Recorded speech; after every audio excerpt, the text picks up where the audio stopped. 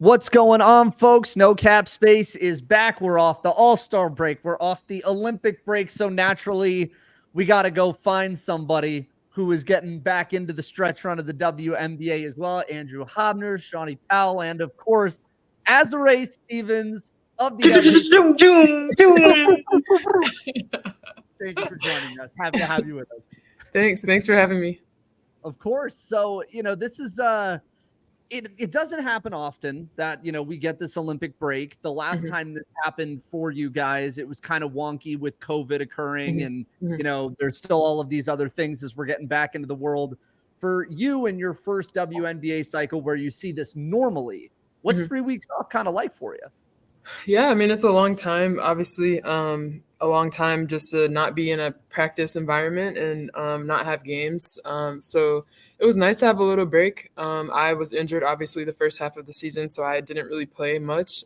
So I didn't really take much of a break. But toward the end of the break that we had before we all had to be back, I took a little vacation, and then we got back and just got after it, the ones of us that were still here in LA.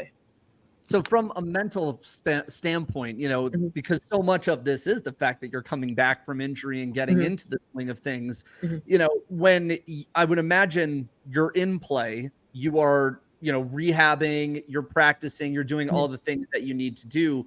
When there is a few weeks off, are you still adhering pretty heavily to like the rehabilitation that you need? Or is it more of just like a mental reset that you're giving yourself when you're out on vacation for a bit? Yeah, I still was pretty like diligent in all my rehab and stuff. I went home. I'm from North Carolina, so I have a good team of people there, a couple of trainers, a strength trainer. I have a physical therapist there that I work with. So like I hit them up as soon as like I knew the break was coming, and I kind of got my schedule set, and I just kept sort of building on the work that I had already done to get myself back onto the court prior to the break.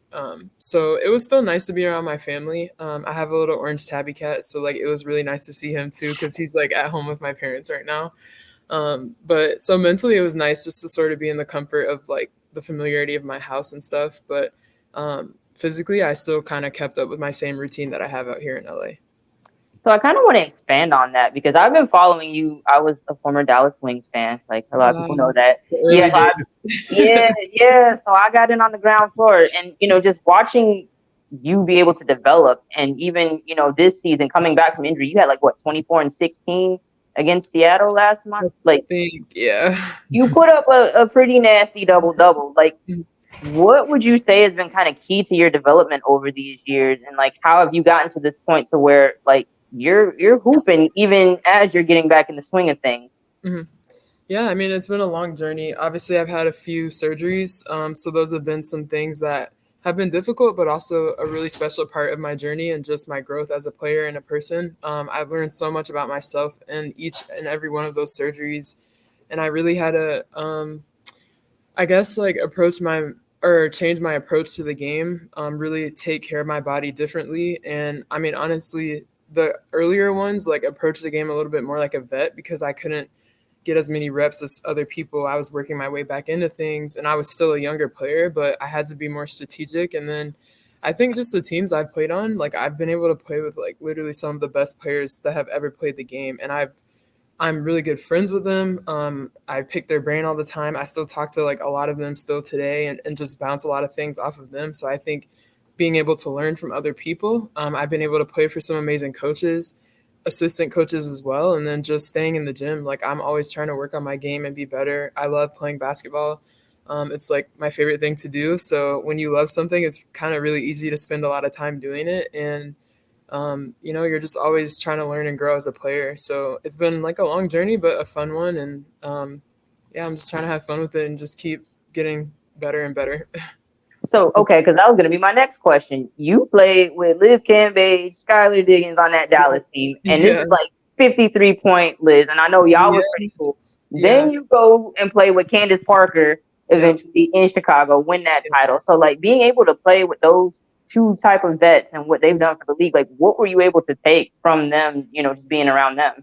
Yeah, I mean, Liz was like my big sister. She still is. Like, we're still very close. But my rookie year especially, it was hard. It's hard for these rookies coming in. You have literally no break. So being able to like just learn from her and just spend a lot of time with her on and off the court helped me so much to get through that season. And then Skylar, I learned like so much from her as well. Just the way that she leads, the way that she approaches the game, and just being a pro. Like I was able to just watch and I loved playing with her too. Like she was one of my favorite guards that I played with. And then I went to Chicago, and before Candace was there, I played with like Jantel. She was a really good vet for me. She wasn't physically there in the bubble, but like we were connected a lot, just calling and texting, and she was always giving me advice. Cheyenne was a great vet for me too. I loved playing alongside her. And then I would be so remiss not to mention Sloot and Allie because I love them so much. They would really have become like my family. So I learned so much from them over the course of my 3 seasons there. Just in the way that they approach the game, how they're pros. Obviously, like I love Sloot so much. She's like, I think like the best point guard that's ever played the game, like arguably. Oh, okay. And now I'm gonna record on that. Hold on. I don't want to say she's like better than Sue because that's UConn fam, and Sue's like amazing. There you go. Clean it up. Amazing too. Like we have a lot of amazing point guards, but I'm a little bit biased. That you played with, one of the best that you played with. Yeah, there you go. There we go. No smoke on Twitter. I have duck smoke on there.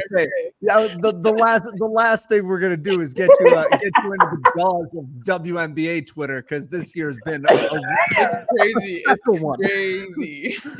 Speaking of Twitter, because I pull, the Chicago Sky back when you were playing, they pulled a real deep cut for you because this sort of segues back into your Cary, North Carolina days. Yeah. The middle school project featuring one Candace Parker. Yeah. How did the realization come about? Like, when did it hit that you were on a team with a person who you did a middle school project on? Was it you saw her? Did you shake her hand and say, "Hi, Candace, we played against each other. Oh, by the way, like I did a whole project on you as a child"? Like, walk me through the realization, like when the light bulb first went off.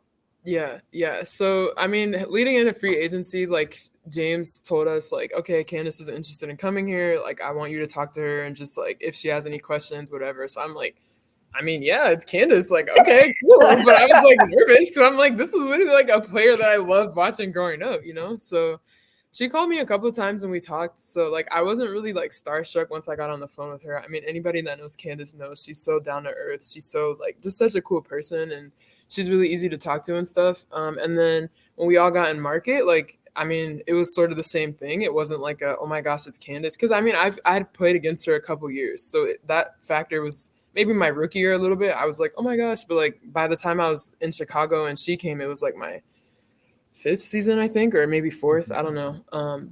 So yeah, I can't remember exactly how it came up, but my best friend Mallory, we did the project together. So we both grew up with this mutual like appreciation for Candace. So of course, when the news broke that she was coming, like Mallory hit me up immediately and was like, "Oh my gosh, like Candace!" And then she's like, "Remember like when we did the project?" I'm like, "How could I forget? Like it was so amazing." So then she was like, "You gotta show her," and I was like, "You gotta send me the picture of the project." So then when she finally found it and she sent it to me, that next day when I walked into the gym, I was like, "Dude, I gotta show you something." And I showed her the picture and she like lost her mind. She thought it was really cool, but she was like, "You didn't have to bring up the fact that you were in middle school." And I was like, "That's literally the whole point. Like what?" So it was like so funny, but just like a full circle moment, for me to literally have done that project on her and then turn around and like become her teammate. So it was just like crazy. That the age thing I get from Candace now, like I'm rounding the turn on 30. I'm 29 right now. I turned 30 in 3 months, and I'm like, all right, both of y'all can relax. Let's move on. Let's move on. Come up and you're like, I don't like this. Like, you're young. I don't know how I'm 28 and I'm already dreading 30. And all my friends are like, "You're literally only 28." I'm like, "But I'm gonna be 30. Like, it's in the realm of possibility now." Like, before. Okay, well, as someone who crossed over and has made it into this, you don't die at 30. I just want to. Like, you guys will be okay. Oh my God. But no, that was actually going to be my next question. Like, fast forward to today where you're still young for the earth, but like in compared to like, you're still a young team, but like, you're kind of one of the elder statesmen. You've been around the league. You've seen some things. Like, what do you kind of feel your role is on this Sparks team this year? Yeah, definitely. I'm one of the leaders. I know that. Just my age, but also my experience. Like I mean, I won in this league, so I sit that on the table. Not everybody can say that, and there's a lot of experience that comes from it. And we do have a younger team, but I think even looking at our roster, it's not super old. Like we have some older players, but it's still a lot of like young vets, like my age and around my age. And then obviously we have like we're all kind of younger. But I think in that, like I am one of the leaders. I try to lead by example more than talking. I'm not like a super big I'm not going to say a bunch like maybe directly in practice, but I really like to build relationships. So I've taken like the rookies under my wing. I love them both so much. And even the younger players, like Zaya is one of my closest friends on the team. And like we will be friends for life. So that's kind of my angle and how I try to lead is just building relationships because it's bigger than just playing, like one day we're not going to be playing, but it's like these types of relationships that will last like beyond the court. And every place I've been, I've built lifelong friends. So I try to just turn around and do the same thing. You and Zaya being friends might be the thing we clip for Twitter as like a veritable olive branch of South Carolina and UConn Twitter. Oh yeah. We're gonna talk about that later. It's crazy because I have like a South Carolina friend and a Tennessee friend, like the two most but the only team I don't have is a Notre Dame friend. So I'm not going that far. Like I can't go that far. I mean, I am friends with Enrique, but like we're not teammates at the moment. So like whatever. But I gotta have a code. I get it. Yeah, I gotta have some sort of cutoff. Like it's getting crazy. How quick do you get indoctrinated into that kind of stuff? Because like I would imagine when you are a recruit that plays 4 years in a place, you're sort of dyed in the wool in that way. Right. When you transferred to UConn, Mm-hmm. like does Gino put you through the Clockwork Orange machine and like show you a bunch of like quick flashes where it's like Pat Summitt and then like an evil person and you Pavlov yourself into thinking that way? Like how do you Andrew start to build the rivalry stuff? Like, do you buy in early? How does it go? I mean, yeah, it's pretty much like once you play that first game against Notre Dame, like you can just feel like the tension, the history, like all of that. Specifically with them. I mean, I don't think Tennessee, yeah, but I feel like the rivalry kind of died down by the time I was in school. I mean, it was still there, but definitely Notre Dame. I still remember vividly, like every time we played them when I was there. And so, yeah, you just kind of, but once we're on this level, I mean, of course, like we're all like cool. So it's whatever. Yeah. What was, you say you can remember it very vividly. Like, can you put us there? Like, what was the first moment you had where you're like, oh, I really don't like Notre Dame now? Yeah. Bring us to the hate. We played them in Gamble and like we weren't really playing good. Which by the way, like I don't know if people really remember those games, but they were insane. Like it was like 11 pros playing in those games when we played Notre Dame. Like it was crazy. But we were put like down, I think, and then like we started coming back and just the like Gamble was always like loud and sellouts, but like that day was like you could not hear in that arena because it was just so packed. And like everybody was just so hyped up. And it was like at first we weren't playing good and then we started coming back. So then all of us were just getting like more and more into it. And I remember the specific play. Like Marina had the ball and she was trying to like drive on Fee. She was about to and she traveled. So she held the ball up like this and the ref was and she was like making a face and Fee like went and just grabbed it out of her hands. Like it was so epic. Like I was like, Fee, you're such a boss. Like, yes, Fee. Because like Fee is like quiet and like she's not gonna like she doesn't want smoke, but like she wanted smoke in that moment. And then like we all got fired up after that. It was so cool. That's incredible. We're gonna have to get Tyler to go find that clip now. Yeah, I'm sure it's online. I promise you it's online. We're finding it for sure. Yeah, we're gonna find that. So wait, now that we're here, since we're still in that line of thinking, and you brought up Zaya, I'm from South Carolina, so I'm a Gamecock fan. Okay, I grew up watching UConn. That was like the first team. When you learn basketball, dynasty, right? Lately, we've had the upper hand just a little bit. You guys have. I can't even lie. You guys have, and I love Dawn. Like I love Dawn. I met her like when I was playing on the USA team like a long time ago. And I always loved like just how down to earth she is and how just like she really has a special relationship with players. And then she's just such a good coach on top of that. So it's just really awesome. Like I have a lot of respect for her and like That's why I don't go too hard on the Gamecocks. I'm like, you know what? Like, Dawn is doing her thing down there. Like, I don't got nothing to say. Like, but honestly, y'all was smacking the taste out of our mouth at first. So like, we had to do something to balance the scales. Right, but like, right now, where you're looking at it, we have the defending champions coming back. Y'all still got Paige and AZ, and something to prove. Would you say that it's grown into a rivalry? Would you call it a rivalry yet? I think for sure. Over the years, we've seen like the evolution of South Carolina, but just playing against Connecticut, like it's always a pretty good game. And I mean, it's been so fun just to watch like the college girls, like, or women hoop, like, honestly. I don't usually always watch too much in the regular season, but I always watch like almost every game of the tournament just because it's so exciting. It's so exciting to be on this level and see like the passion and fire that's still building in youth women's basketball. It's like special to see that. And I'm sure for the super like older veterans, like it's awesome to see that too, because that's what you play for. You play to give somebody else a dream, somebody that's coming up like you were, to look up and see, okay, like I can do that too. So to look back and see so many young girls like still wanting to play, it's like awesome. And they're really good too. Like that's the part I like the most about it, is like they're very skilled, they're very fundamental. It's not just like, okay, they're playing, but it's like these could be like game changers, like legendary type players. So it's really cool just to see that, and I'm excited for this season, honestly. Okay, we see y'all in February. Yeah, our even Diane might have a little. Yeah, I know. I can't really say too much, but I'm definitely not going overseas, so that's like a little prelude to like something that might be happening soon, but I'm not gonna say anything. Yeah, and I'm not gonna drop any tea. I'm not gonna drop any tea, but I'm gonna be coming to some college games, whatever. So okay, hey, and I'm gonna show you what the bookstore is. We can sneak that in.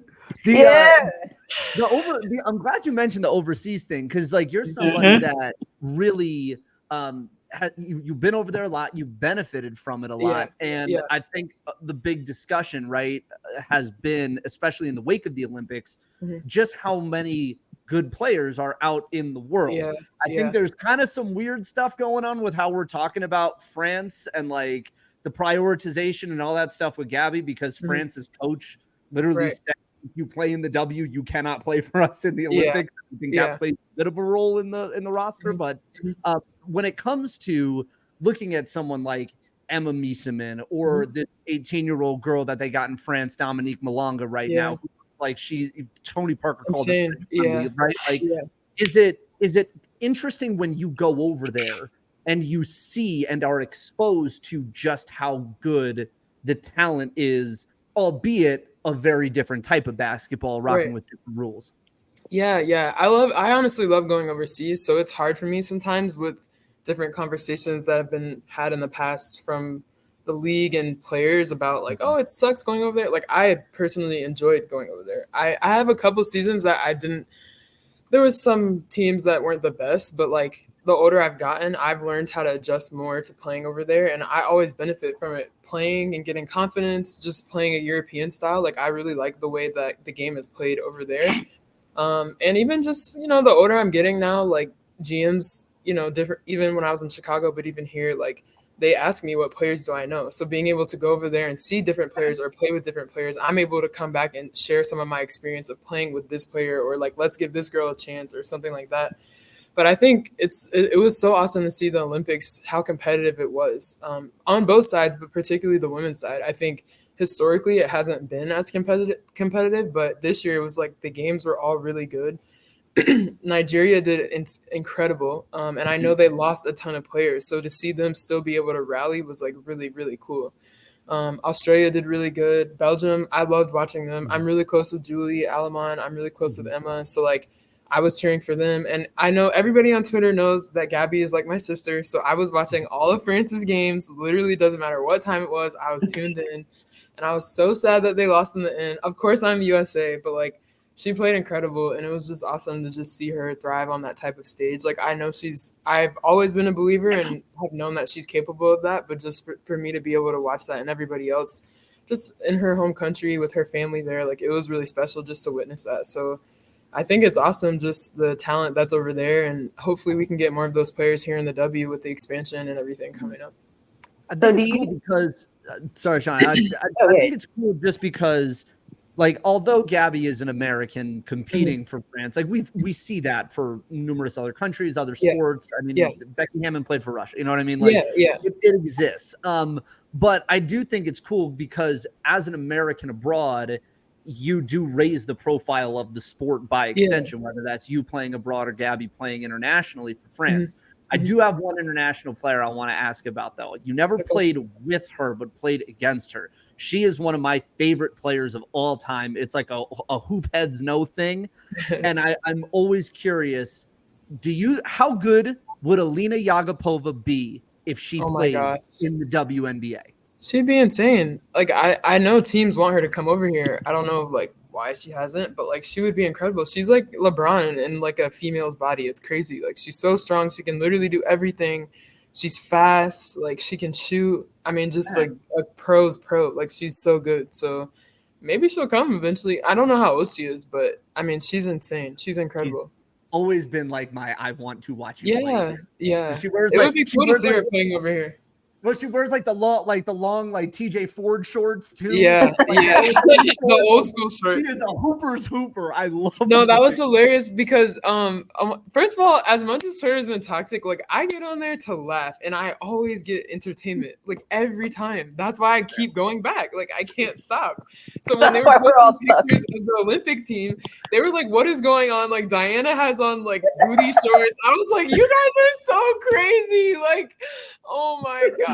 Booty shorts is crazy. Because they were literally like regular length shorts, but they were just like, because she always wears the long ones. Like, what is going on? I was like, Twitter is like so funny, bro. Okay, so in that vein, because I'm about to ask you a Twitter question. On the heels of the Olympics, people were saying like, oh, you know, the new girls need to go overseas and this, that, the third. You know, you were saying earlier like this class coming up and these girls playing, like they're not just hooping, like they're hooping well and you can see them being impact players. Do you feel like it's still kind of a need for players to go overseas? Because I feel like they need to come play with us more. Like if Belgium wants to win gold, they'll get here early and go to LA Fitness and adjust to us because USA.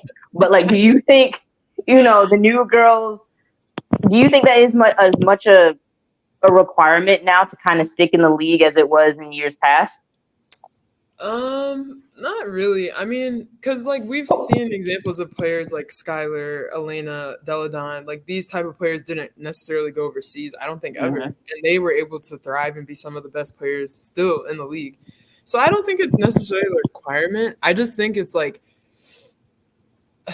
I think it's just something people shouldn't be afraid of. Like if you can have an opportunity to try it once, like I think there are a lot of positives to it. Not just all negatives. I think it has a very negative light, and we've all had bad experiences going over there. But I don't think it's as bad as like people think. Now it depends on a lot of things. There's so many factors that go into it. What team you're going to, your agent, like a lot of stuff can make an experience very bad. But like, I don't know. I've been pretty fortunate, especially the last few years, to have like really good experiences. I mean, I had so much fun in Gala playing. Like we were in the Euro Cup championship, and like we didn't play in the series that well, but like still being able to experience that was really awesome. Like that was really fun for me. Even in Russia, like I was on a pretty good team. It's just a lot of stuff started happening with COVID and all of that like changed things. But even in China, like I had a really great season just playing with those girls. And China's a little bit different, but like, I don't know. I just think like,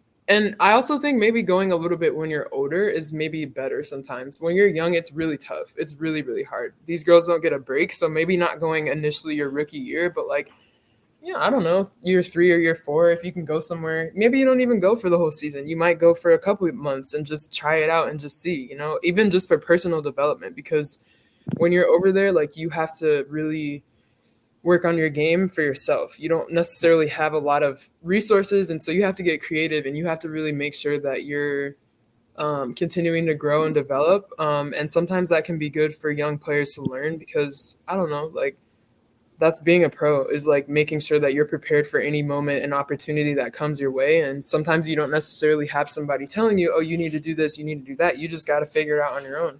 I also think it builds confidence. I personally know for me, it's helped me build confidence. And I mean, I think sometimes like training is really good and it's necessary, but I also think playing is one of the best ways to grow and learn, because you can't replace experience. You can train all summer, but like when you start playing is when you really can learn on the fly. Okay, this worked, this didn't work. Like, this is how I can score better. This is how I can defend better, stuff like that.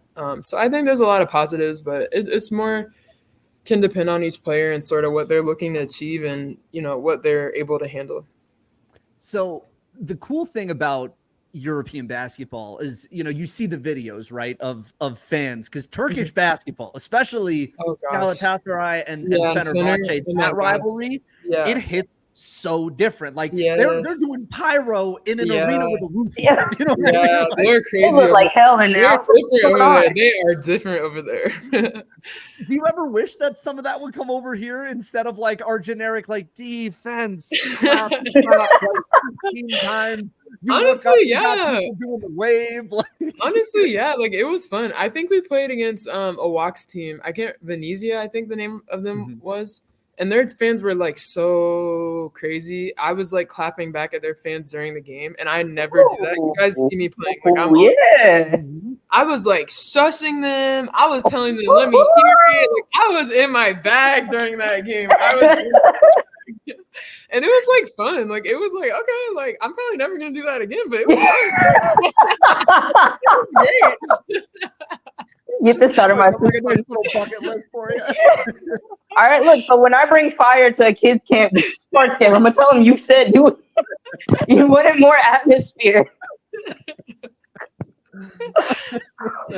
We're bringing it over to the W. So like that's another thing. So in the W, we're trying to get rivalries going, and you know how hard that is because like people don't like to be negative. So, like some people frown at, not me, but like some people frown on being, you know, like how can the league kind of like get that going in the right way, in an ethical way, get the rivalries going? Yeah, I think part of it is storylines. It's so hard now because there's so much movement, you know. Like I know there was we didn't really have a rivalry with Phoenix, but like I know the whole Ka and Sophie thing was like a big thing for a little bit. But it's like now they're teammates, you know. So I died. I don't know. I feel like in Chicago we did have a rivalry with Vegas for a minute after the whole Dierka shot, and then you know I think a couple years after that it was like, okay, this is a rivalry. Like I know now for us with you know Dierka and Vegas, it's sort of a rivalry. But I don't know. I guess storylines, and I guess just looking at games that are always sort of like. You don't really know who the clear winner is. Like there's some games where it's like you can look and be like, all right, like this team is gonna win. But I feel like this year, like New York and Vegas, it's always like the past couple of years, like we're always like we really don't know who's gonna win this game. And I think it's even more interesting this season because like this is sort of a revenge year for New York. Like I think they're probably feeling it, but like all of us saw that too, you know, like what Vegas did was incredible to lose the couple starters that they had and still win on New York's home court. So I know if we're thinking that, they definitely better be thinking that in New York. So I think even those games, like those types of budding rivalries are cool. And obviously we don't know with like free agency coming up and stuff, who's going to move, but like, I think it's just like storylines and kind of organically like how different matchups play out. Well, when you talk about, you know, the interest around the game, that's brought with it a whole lot of loaded discussions this entire year, right? I mean, I have never in a sport been, you know, around so many discussions about what does it mean to be a new fan, an old fan? How do you adequately support? How do you adequately rein in change? What has that discussion been like among players, right? Because I would imagine there has to, on a human level, right? There has to be like at least a feeling of a component of missing the window, right? Because these kids are coming in with NIL and TikTok and all this other stuff. But at the same time, like, how do you guys as players navigate those discussions? Like, what does it mean to you to be a proper steward for your next generation and two rookies on your team, for instance, that got insane aura, as the kids say right now? Yeah, I think we're trying. I think it's incredible, honestly. I think it's so cool just to see the attention in general that the sport is getting. It's really like a prime time right now for women's basketball on multiple levels, not just us, but like even college, like I mentioned earlier. But I think it's really cool. Like, it's special just to see. I tell Cam and Rakia all the time, like, I'm so proud of how they handle like all of this pressure, because when we were coming up, there was no press. There was pressure like to perform in this, but like it wasn't the whole media aspect. Like It was there just wasn't Gino. like there wasn't like Twitter and Instagram and like TikTok and like everything. Sports betters, like there was none of that when we were coming up. That's a whole nother thing. Like they have a lot of pressure, and we all have it now, but like it's particularly them. Like they have the pressure of adjusting to this league, and then they have the spotlight on them, the camera on them. I mean, Angel and Caitlin, like it's insane the amount of pressure that they have on them, like honestly. And I think about that a lot. I mean, I think they both handle it really well, but I mean, they're human at the end of the day. Like all of the rookies are. We all are. So I think it's crazy, honestly, just the type of pressure they have on them. But I mean, we're all playing a sport that we love. So at the end of the day, there's no pressure. You just go out, you play, you compete, you keep getting better, and like let the naysayers be the naysayers, you know? But I think it's really funny and it's cool to see like they all have like little fan bases that are just with them. Like, Caitlin has her fan base, Angel has her fan base, Rakia has her little army, Cam has her little, like it's funny to see that, you know, because I don't really think it was like that either. Like it was like, I'm sure with like Diana and stuff, it was probably like that, but they didn't have like Twitter, so it was different. Like, but now it's like we have like the general fan bases, and then they all have their own fan bases. So I think that's really like cool to see too. And I don't know how much they really like look into that and like feel it, but I'm sure it has to feel like cool to have like a whole fan base that's just like your fans, and they're gonna follow you no matter where you go, what team you're on, what you're doing. Like they where the Kim bring views, and they got your little. That is crazy, but like with those rookies, you know, being around Cam and Rakia, what about their personality and just like who they are as people? Like, what says like they're built for this?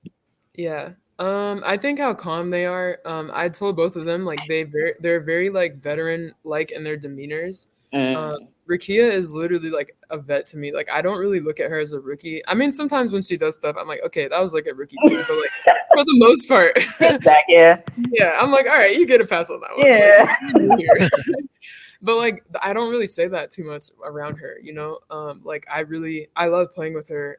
And I just feel like she approaches the game so like calm. Like I never see her really like flustered, which I really like playing with players like that. So that's been really cool. And me and Cam didn't get to play together, unfortunately, but even Cam, like she's just so graceful in the way that she approaches everything. She's such a sweetheart, like literally so sweet, so nice. Like anybody that knows Cam knows that she's like just literally so sweet, like one of the sweetest people I've ever met. And so even the way she plays, she's always trying to get people involved. Like you can see that about her game. Like she impacts the game in like multiple ways. And so I think they both just bring very unique approaches and just demeanors to the game. But they're also like kids at the end of the day too, you know, like I don't even know how old they are, but they're young. They just finished college. They're both super goofy, and you guys know I'm goofy too. So we hit it off immediately. Like, and I think at first, like they didn't really know that side of me, like at first, but then like now it's like, okay, Rakia is my TikTok dancing partner.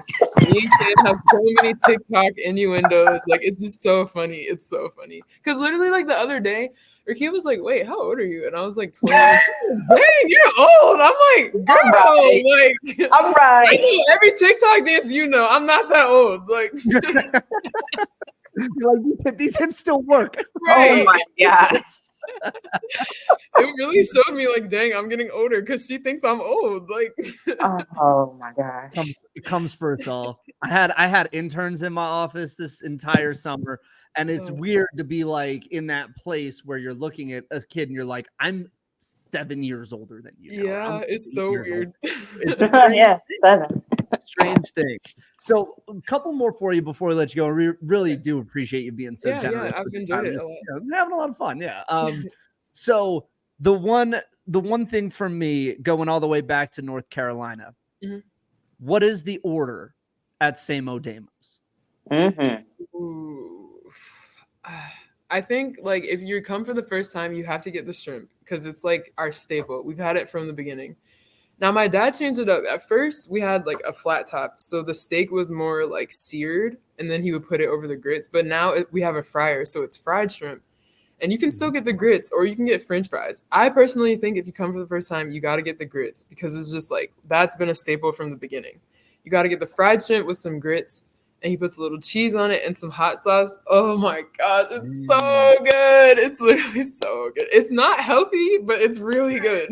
Well, I mean, good stuff is never healthy. Right, right. And where is it right now?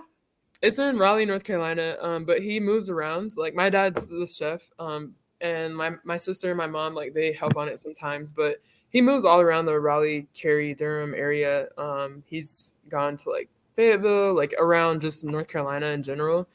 He does festivals. He was at Dreamville. Actually, the past couple of years, he's been at Dreamville and different festivals like that. So it's really awesome just to see, like, that's my dad's passion, is cooking. And so that's kind of what I wanted to do, and helping just sort of like invest in the truck is like give him an opportunity to sort of just like work on his craft. And so to be able to see it like blossom to where it's at has been like really special.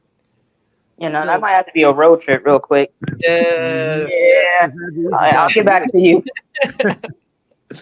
On that note, you know, my last one that I have is, you know, you have the truck, you know, that you helped out your dad with, you know, you've got the net, you know, the mental health awareness group within the W.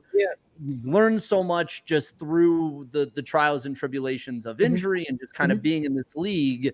How has your passion for basketball and the things off of it evolved over the last 3-4 years? Because to go, you know, not to harp on the age thing, but like, I feel like once you start getting into this role, right? Like, you know, for me, I'm a local TV guy in Denver right now. I came up in one of the smallest media markets in America, and this is job 4. Now I'm turning the pursuit into accelerating my career into trying to pour that into others and build them up and create within the industry.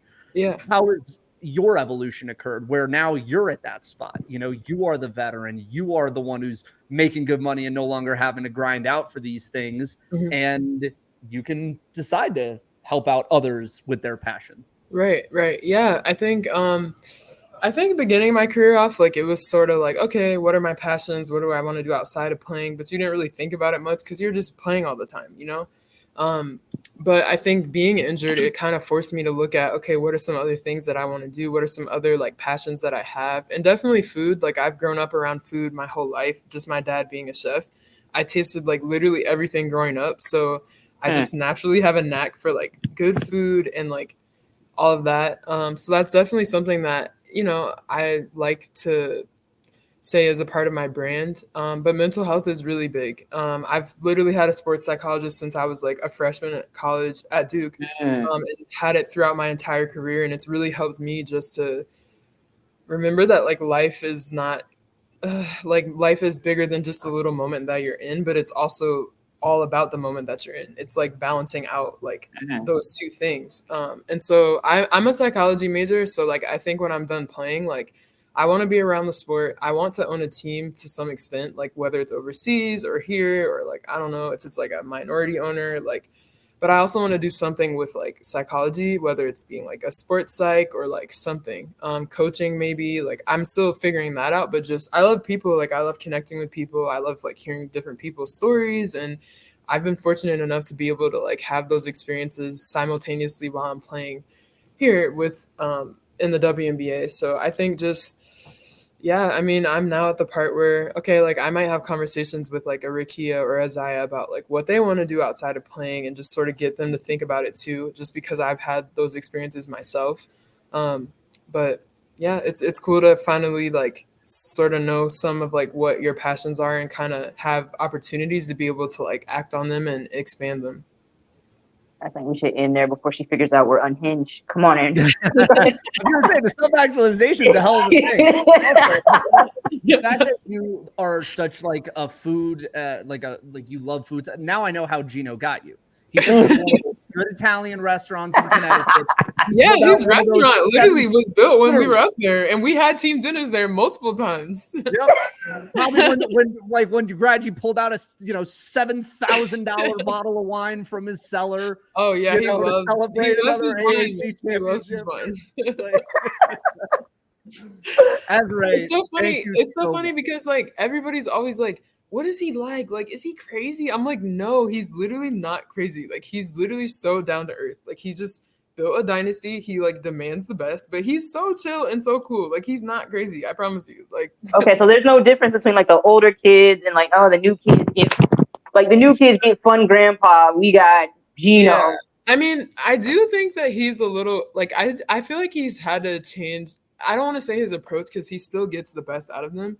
I do feel like he's like a little more looser with them and stuff. I don't know. I guess like with these kids growing up, you kind of have to be because they're so just like fun loving and like they're just so like they go for everything, like which sometimes is like, why would you go for that? But then sometimes it's like, hey, that's really good. Like so it's just like I feel like he's been a little more like I don't want to say like lenient with them, but like I've definitely seen him like a little more looser with them sometimes. Like he's still himself, but I mean I feel like they're like the day that we see him in a TikTok is when we'll really know that he's loosened up with them. And I know it's gonna come.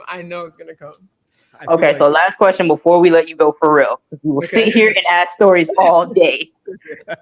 Did you see the picture where the team, wore the shirts with different pictures of him on it? I feel like I vaguely remember this. Vaguely. If you had to wear a shirt of your favorite picture of Gino, what would your shirt be? I just tweeted about this like when the Olympics was going on, but it's a picture of like Gino. It's of BG like holding Gino up, and it's literally so epic. I saw this on Twitter, and I was just scrolling, and I was like, "What? This is amazing!" Like he looked like a little kid in BG's arms. It was so funny. I was like, that's the picture that I would wear. It was so funny. I'm finding that. We're putting it on a shirt. Greer lives in LA. We're gonna have Greer come to the facility to give you that shirt. I was like dying laughing at this picture when I saw it on Twitter. I was like, "This is hilarious! Like hilarious." Oh, what a great way to cap it! Azura Stevens, one quickly vaulting into the top 3 of No Cap Space guests we've ever had. Thank you so much for devoting so much of your time. I know it's been a long day, so we'll let you go, but I couldn't thank you enough for being on the show with us. No, thank you guys for having me. I really enjoyed it. Of course. And if you want to see more of our content, we got the new domain name up, nocapspacewbb.com. Subscribe on Substack on YouTube. You'll find this pod on Apple, Spotify, Stitcher, blah, blah, blah, wherever you get your podcast. Facebook, Twitter, all this stuff. I'm rambling. We'll roll the outro. Folks,